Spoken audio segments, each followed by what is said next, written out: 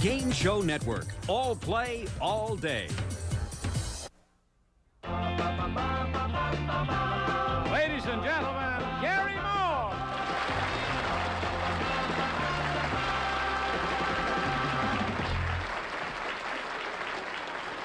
Hey there, everybody. Welcome once again to Tell the Truth. Nice of you to come back. Thank you, Johnny Olson. Our first guest today went on a trip in a kayak, but he sure wasn't going to Nyack, and he wasn't getting away from it all either. You'll find out more about that as soon as we say hello to the panel here on To Tell the Truth. Bill Cullen. Peggy Bennett Cerf. And Carlisle.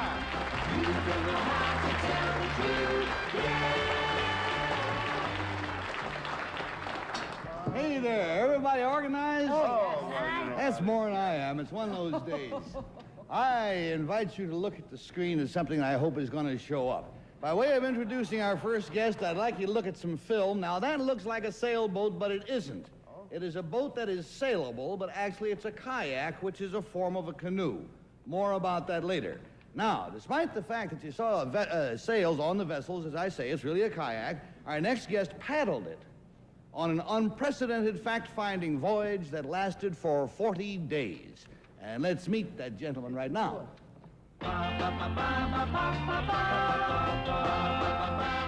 Number one, what is your name, please? My name is Joel Fogel. Number two. My name is Joel Fogel. Number three. My name is Joel Fogel. Two of them are just kidding, of course. Only one of them's real. Let's find out about this. Here is the Joel Fogel story as follows. I, Joel Fogel, am horrified about the pollution of our waters. Recently, I paddled 1,500 miles in a kayak down the intercoastal waterway from New York to Miami to study and film man's abuse of the water. The pollution was beyond belief. The harbors were particularly bad, but even in the desolate wilderness, it was impossible to escape dead fish, slime, scum, beer cans, oil slicks, tar, and other debris. I saw garbage being tossed into the water from private homes and ships' bilges being emptied into the water. What's even more frightening is that almost 70% of all the seafood that we eat on the East Coast spends some part of its life cycle in the polluted waters of the intercoastal waterway. We had better reassess our attitude toward the water. If we don't, we're in real trouble. Signed, Joel Fogel.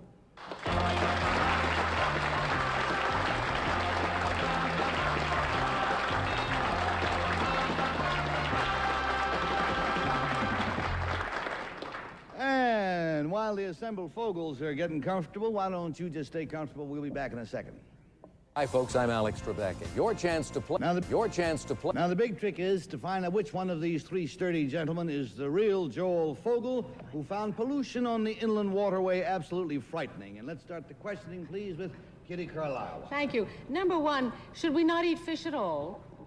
I've stopped eating almost everything except tuna fish and open sea things, I'll tell you. Tuna fish and what? Open sea feeders, fish that don't spend part of their life cycle in the inland waterway. I see. Number two, we can't eat fish anymore, and we can't eat grains or animals because of pesticides and mercury. What are we supposed to live on, boiled water? Well, it's not absolutely impossible to eat any of these foods, of course. It's merely a matter of choice. Being aware. There are more and less polluted Thank fish, you. such as tuna. Number three, I was in Seattle recently, and they have managed in 4 years to clean up the whole coast around there that was so polluted you couldn't even swim. Why can't we do that now with all our intercoastal waterways? I guess we can. It's just primarily, I guess, a question of how much we want to commit ourselves to cleaning it up. Number two, is industry more to blame than people who throw garbage into the water? Industry is certainly more to blame than people who throw garbage into the water as individuals, but not necessarily more to blame than the municipalities that don't pay proper attention to sewage treatment. A large part of the pollution which I encountered on my trip was due to more or less untreated sewage just dumped into this valuable Number water. one, were you alone in the... Thank you, Kitty. Let's go down to Bill Cullen, please. Number one, is there any legislation, any national legislation, I imagine it would have to be national, to combat pollution? Yes, there is. The Clean Waters Act was passed several years ago, which actually places responsibility on municipalities to handle their own area with some federal muscle behind it. But there's been law since 1898, and no one's paid any attention to it. Obviously, the laws, although they're passed, number three, have not been enforced. Number three, why haven't they been enforced? In your, I assume you, I'm not just putting that question to you, I assume you've studied this. Number three. Well, to the best of my knowledge, it's been a bit of a political question, I guess, and primarily because of that, very few people have had the political backbone to enforce this problem. Number two, in taking your kayak down the inland waterway or intercoastal waterway, how many times were you required to go outside, to coin a phrase? Go outside the waterway itself? Yes, yes. Very few. My whole purpose, actually, was to stay in the waterway because it's a sort of estuarial place in which most fish spend one part of their breeding cycle, you see. No. When you get outside that, the purpose of the experiment was sort of lost. Thank you. Thank you, Bill. Let's go to Peggy Cash. No, and why do these fish go to the inland waterway? Well, they don't. They go there to lay their eggs, and also the food that a lot of the fish feed on breed there. The diatoms, the plankton, and so on. I see. But number two, would you tell me some fish that are in the inland waterway so that I won't eat them? Oh, bluefish, all the shellfish, of course. No kidding. The shellfish are really the worst, especially the ones that spend their whole lives there. But even shrimp. Well, number three, now, is it like the Chesapeake Bay, is that part of the inland waterway? Yes, the upper regions of the Chesapeake are part of the inland waterway. Now, number one, up on Maine, that's not part of the inland waterway, is it? No. Oh, then you can eat lobster. I'm not so sure that I would trust it. What? Well, I don't like tuna fish that much. I'm out of luck. But number two, people are always passing big bond issues to clean up the pollution. I know we did it in New York, and it gets dirtier all the time. What do they do with the money? I'm sure the money is being spent. The trouble is that the magnitude of the problem is simply immense. Every day, for instance, roughly, I believe, 80 million gallons of raw sewage are poured into the intracoastal waterway itself by municipalities, and that doesn't include industrial pollution. So Okay, thank you. That takes us to Bennett. I read in the paper yesterday a fellow fell into Lake Erie and he didn't drown. He suffocated. I believe it. Number one, where does the coastal waterway start? On the northern end? I don't know. I started in New York Harbor. Well, when did you hit the inland waters?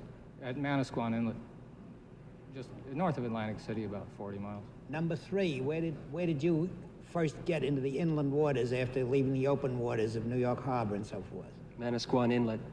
Number two, do you agree with that? Manasquan Inlet, yes.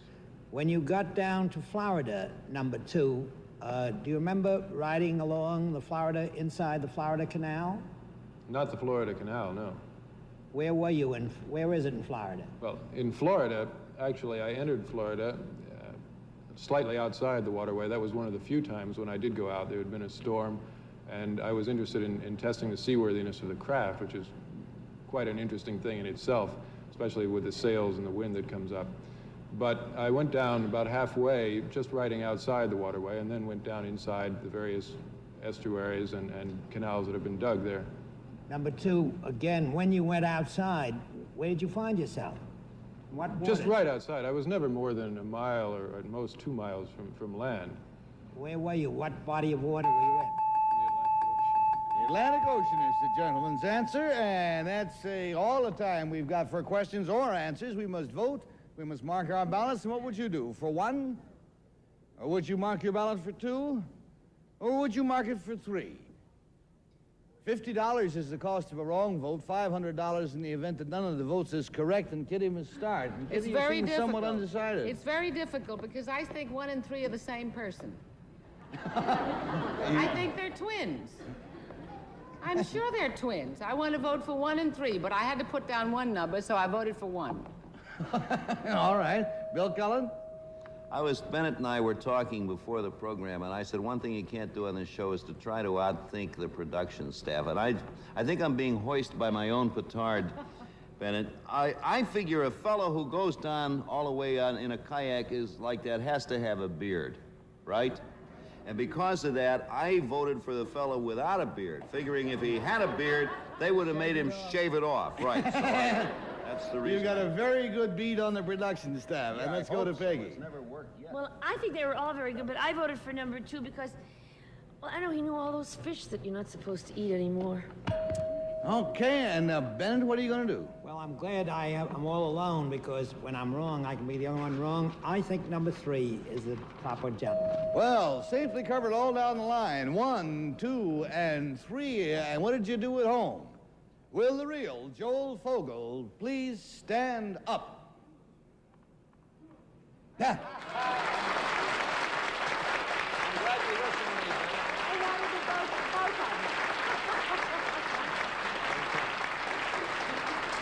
Thank you, Joel. Be back to see you in a minute. Let's check out number 1. Number 1, sir, what is your real name, please, and what do you do? My name is Brayton Harris, and I'm a commander in the United States Navy.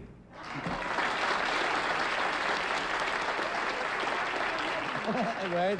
And the Navy does not empty its bilges in the waterway. I guarantee you can't even get in there. Not when you're looking, anyway. And number 2, sir, you got 2 wrong votes. What is your real name and what do you do? My name is Jonathan Stabler, and I'm a securities analyst with Arnold Bernard and Company.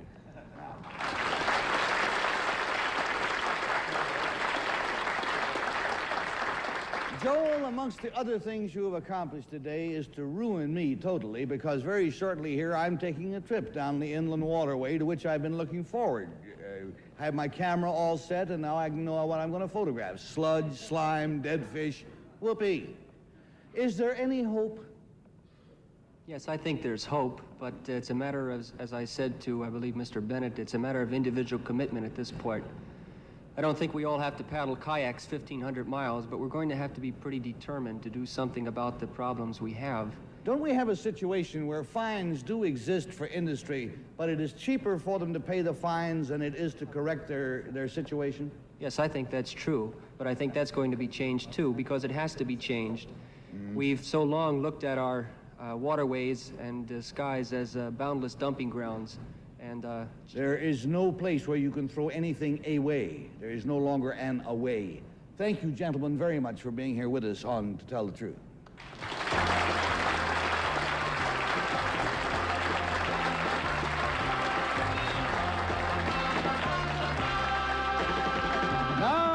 To have you meet somebody who has a very famous name, but I won't tell you what it is. I'll give you a small hint, however. Our next guest comes to us from Sherwood Forest. Oh, who could that be? Maid Marian? Maid Marian. Friar Tuck. Commercial. Now let's meet our guest with the famous name. Number 1, what is your name, please? My name is Robin Hood. Number 2. My name is Robin Hood. Number 3. My name is Robin Hood. All right, and here is Robin Hood's story. Listen as I read it. I, Robin Hood, have been teased about my name all my life. Any friend of mine named John is automatically referred to as Little John. Jokers ask me such questions as, have you seen the Sheriff of Nottingham lately? Or how are things in Sherwood Forest? Finally, however, my name earned me a wonderful reward. The city of Nottingham, England, had a festival, and the city officials invited 5 Americans named Robin Hood to come as honored guests for the celebration. We were given tours of castles and cathedrals. We watched modern-day knights compete in jousting and archery contests, and feasted on peacock, suckling pig, and that famous medieval drink, mead. From now on, if anyone asks me how are things in Sherwood Forest, I'll be able to truthfully answer, just fine, thank you. Signed, Robin Hood.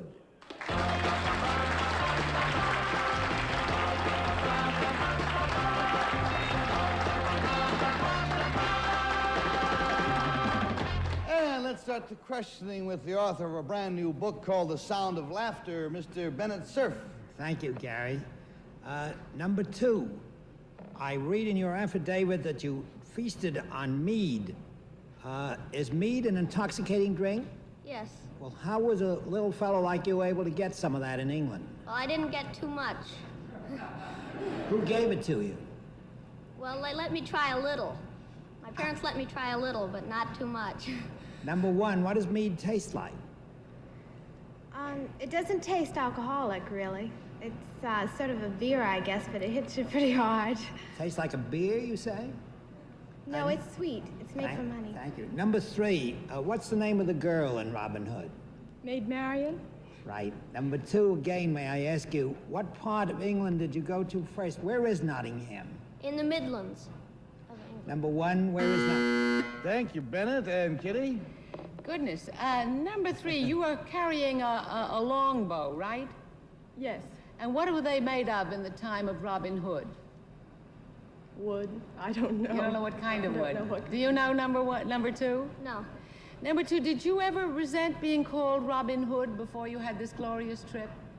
Well, no, not too much. Sometimes it got to be a little... Did you ask your parents, number 1, why they named you Robin Hood? Oh, quite frequently. And what did they say? Well, usually they tell me because they never want anybody to forget my name. Number 3, when you went to Nottingham, how far was Sherwood Forest? Sherwood Forest extends about 14 or 15 miles from Nottingham. And is it now a national park? No, not exactly. It's owned privately and publicly. And number 2, when you saw the jousting... Thank you, Peggy. And Bill Cullen, what do you want to know? Kitty, what did I call you? See, I said before about we had 2 beards and 1 beard. Now we got 2 girl Robin Hoods and 1 boy Robin Hood. I'm going to start with number 1. Number 1, I'm anxious to know why they did this to you. What was your father's name? My father's name is Bill. Bill Hood, right? But he called you Robin. Right. I think that's a dirty trick. Number 3, your father's name, please. My father's name is Charles. Charlie Hood. now we got number 2. Number 2, what was your father called name? Paul Hood. And do you resent the fact, number 2, that he named you Robin? No. You happy with the idea? Yes. Number 1, Robin Hood number 1. When you got over there to Sherwood Forest, what were your duties? They must have had something they wanted you to do over there when you arrived. What did you have to do? Not have to. What did they ask you to do? Well, really, I didn't have to do too much. They just wanted me to enjoy myself, and they took me on tours of the countryside, and I was president at some of, like, the banquets and things that they had. Number 3.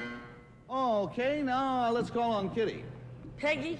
I know, but I called her Peggy before, so I owe her 1 equal time. So I'm Number calling 2. you Kitty for this. Did you meet the sheriff of Nottingham? Yes. What was he like? Well, he was dressed in a long black robe with white lace around here. He was at the reception at the airport. Was he a nice fella? Yes. Number 3, it says that you ate peacocks. What do peacocks taste like? Well, peacock tastes like quail. It's very greasy. Ugh. But I like quail. Well, did the people eat peacocks a lot around Nottingham? I don't think it's one of the general things. It's just something they had for the special banquet. Number 1, did they recreate things like the battle between Little John and Friar Truck on a fire truck? No, you can say it's fire truck, right? Well, anyway, you know, on that fire truck. Over the stream, did they have all that stuff? Number 1. No, I didn't see anything like that. There was some jousting and some archery contests and things. Number 3, That does it. That's all the time we have for questions. We hope it's been enough to help you make up your mind as to whether it's number 1, or is it number 2, or could it possibly be number 3? Who knows? It costs you $50 for each wrong guess, $500 if all the guesses are rotten, and Bennett, because you're our honored guest, you get the rotten job of going first. Well, number 2 knows an awful lot, but number 1 looks to me like Robin Hood. So I took number 1. Okay. And Kitty? I voted for number 2 because he knew all about what the sheriff wore at the reception, and he knew all about mead and it's being alcoholic, and he's got nice parents who would just let him have a taste of it, and so I voted for number 2. And you would like to take him home with you, I can tell. And Bill? You said Midland's good, too. But you see, once again, I've dedicated myself to outthinking the producer here. We had 2 beards and no beard, and I voted for no beard. Now we got 2 girls and a boy, and I'm going to vote for one of the girls, because because not the boy. That's you mean because the obvious thing is to have a boy? Right. So you're voting for the unobvious? Right, so I was torn between 2 girls, which hasn't happened to me for a long time. But I'm closer to number 1, so I voted for her. There you are. All right, there's 2 for 1 and 1 for 2, and what is Peggy going to do? Well, I voted for number 3 because you know something? Peacocks make an awful lot of noise and everything, and I bet they're greasy. Huh, boy. Well, the votes are all in. Will the real Robin Hood please stand up? There you go. Yay! Yay!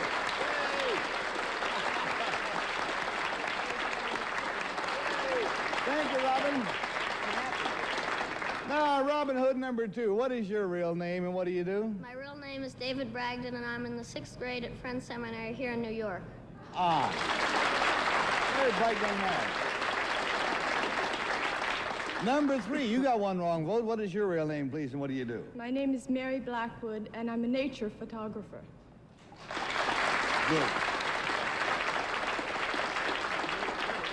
You know, what was fascinating to me was that the little boy, usually I say Robin Hood. Right. Most people say Robin Hood. Right. But nobody really calls themselves that way. You wouldn't say my name is Bennett Cerf. Right. You say Bennett Cerf. The other two said my name is Robin Hood. Yeah. Thank you, Robin Hood and Robin Hood and Robin Hood, for being here with us on To Tell the Truth.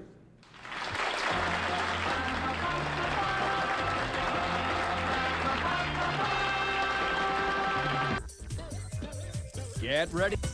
Up next on Game Show Network, play What's My Line, followed by Match Game and Tattletales. Envelope and Bennett Cerf, it's been fun having you with us. Do come I had again. a very good Panel, time. take care. Goodbye, friends. Happy weekend. In addition to the cash awards, our central characters today will receive Cara, a carousel wig, shaggy back, side tendrils, bangs, and a crown of curls, an easy care 100% monocrylic wig from Carousel. Transportation and other considerations provided by Chevrolet, featuring the 1971 Impala with side guard door beams, more wheelbase, more glass, more sound-deadening materials, all at a Chevrolet price. This is Johnny Olson speaking for To Tell the Truth, a Mark Goodson, Bill Todman production.